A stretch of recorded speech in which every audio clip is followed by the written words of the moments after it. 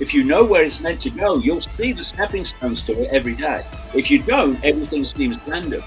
So if you know the journey is to destroy independent business, then you know that lockdown's coming back because they haven't completed the destruction of it yet. Before we dive in, make sure you like this video, subscribe to the channel, and hit the notification bell. If we look at lockdown, this is a vital area.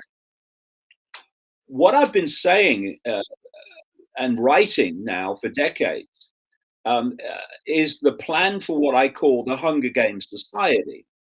And the Hunger Games Society, I called it something else before, but after the Hunger Games movie trilogy came along, I called it the Hunger Games Society because those movies portrayed what this Hunger Games Society I'm talking about plans to be, which is a tiny few people dictating to everyone else via control of finance and via dependency by the population on the few for the very basics of survival. And I've been writing again for a very, very long time that the plan is and has been to destroy independent income and independent business and force the population to live on what I said was going to be called a guaranteed income, which would be a pittance, and you'd only get it if you do what the government wants you to do.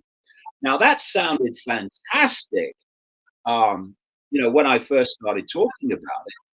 But this is why lockdown has been instigated, not to protect health, load of nonsense, but to destroy independent business, independent employment, and independent livelihood. Who has benefited from lockdown?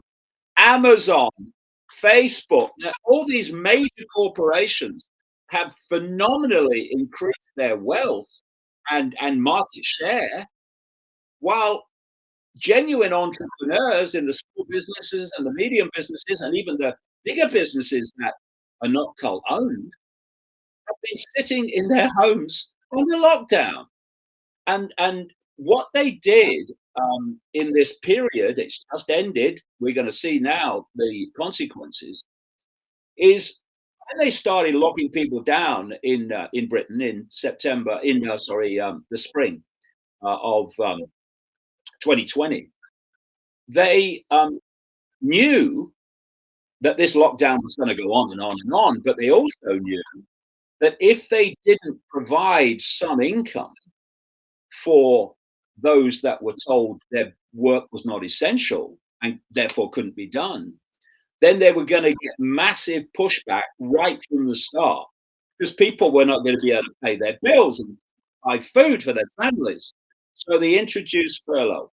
And furlough was simply, I said it at the time, buying silence and buying time for more and more businesses to be destroyed, more and more employment to be destroyed, independent employment, independent businesses.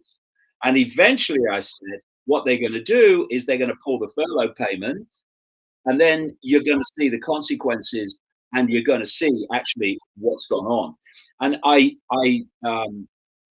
compared it to a similar situation with Margaret Thatcher and the miners.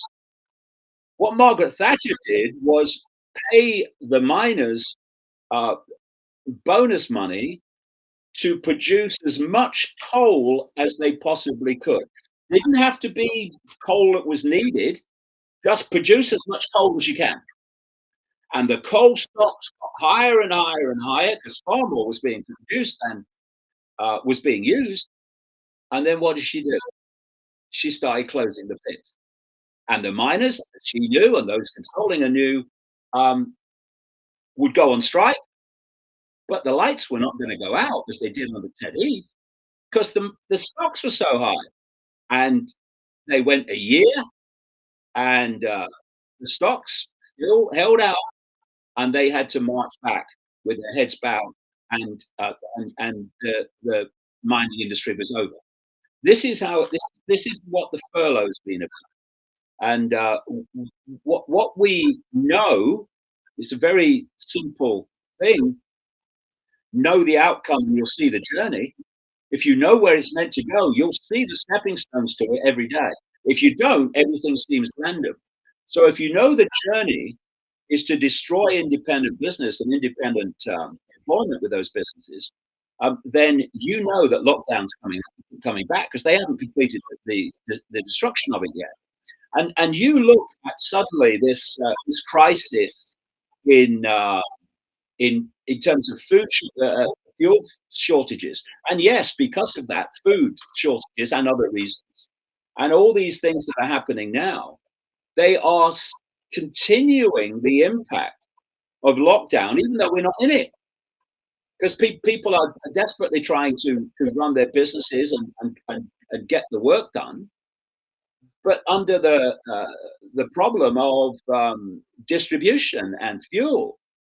And the I know this from my own books that get sent around the world. The container shipping industry, which business, of course, depends upon, is in bloody chaos. And what is happening? Because of it, the prices are going through the roof. The prices of fuel is going up. The price of energy is going up.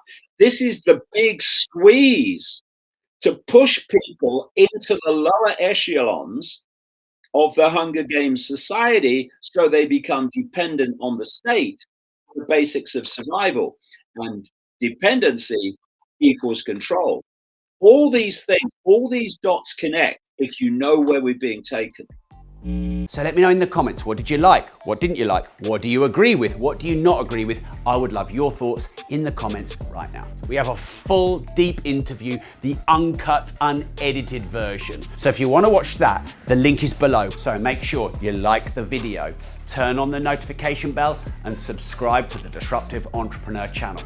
And remember this, if you don't risk anything, you risk everything.